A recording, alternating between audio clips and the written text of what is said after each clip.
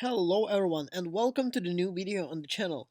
Today's guest is something that you can play on all kind of gaming platforms, starting with the next gen consoles, past gen consoles, Nintendo Switch, PC and even mobile, because this game exists on all of them.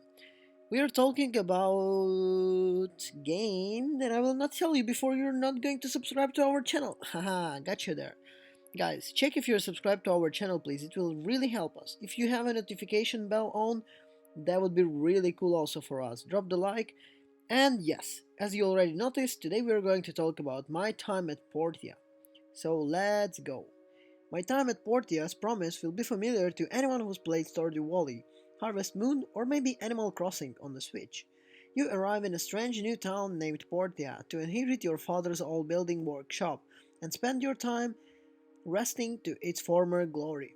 That of course means that you end up helping out the good folks in the Portia by building everything from water wheels to printing presses, and then bam, in no time at all you're absolutely indispensable. Some of the tasks you will be going through, like commissions, kind of like requesting commerce or whatever, or the quests, are story heavily and largely wholesome. But this is a big topic for the middle of the video. For the very first moment you're going to step out of the boat in the land of Portia, you will immediately feel like this was the start of a great big adventure. Well, maybe it was my attitude to it, or maybe the character, the way how it looked, or the sea breeze on my avatar's eager face, but something really connected to it. And the game really felt like a warm experience and a new chapter of my life, let's say, where I'm going to be doing anything. My time at Porte is surprisingly fun to play and differs from the Harvest Moon invested RPG more than I thought it will. Actually, there are some pretty obvious high-level similarities between two. Most notably, the overall structure of the narrative, but few major mechanical distinctions help bring new life to an otherwise been there, done that moment with the help of the gaming community.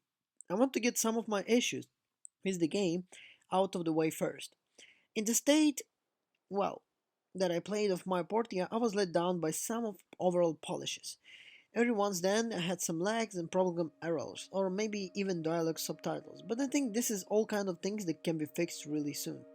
Farming RPGs like my time at Portia are perfect if you have few hours to dive deep and get lost in the gameplay loop, but Hippogus they spool you and remind you that you're playing a video game.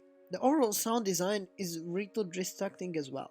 Occasional lines of dialogue are much quieter than music, making the characters hard to hear and be aware of. But this is again something that you really easily can fix. Graphically, my time as Portia is extremely solid. Well, it's obviously as depending on which platform we are talking about. If it's the next gen, is it PC, or maybe even mobile, because all of them are obviously different, but at the same time good at the level they are being played at. The help of the gameplay differs to the characters at a distance. This is a really very cool feature. Each character in the game has a distinct design that gives them a feeling of their own, and it isn't just the stereotypes. The guy who runs the restaurant wears an old pirate coat and practices swordplay in the morning. Even I've seen a kid, I've joining him. He goes as a workshop to his job. There is a group of characters that run daily courses around the city, including one of the city guards with the big beefy furniture maker, and more. These little quirks add more life and city, even if you haven't seen routine play. Over 100 times it showed more of their day and day life. There is one area with the crafting similarities, like where the Portia kind of fail. But this game trios is the story. Oh my lord. Like I said in the beginning of the video, the story of this game is phenomenal. I wasn't expecting it to be much, because these types of games never develop it so a lot and put so much efforts in it, but come on. My time at Portia really delivers.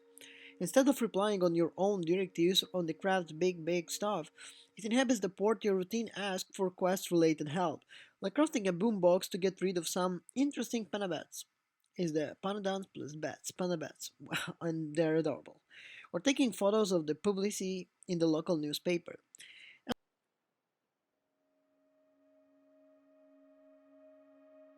Comes at the same time. There are a few parts of the game that feel unnecessary. True farming like Stardew Valley isn't that important. I never raised any animals. The big thing is that I didn't spend a lot of time with relationship system, but at the same time completing tasks and beating quests is really earned to it. Finding favorite gifts for the relationship system is quite frustrating. Some people like, let's say, fruit salad, like a character called Emily. Some people don't. Through the game remembers you everything that you need to know about each and exact character in the game. Cats like only fish, no milk, nothing else, and that's it.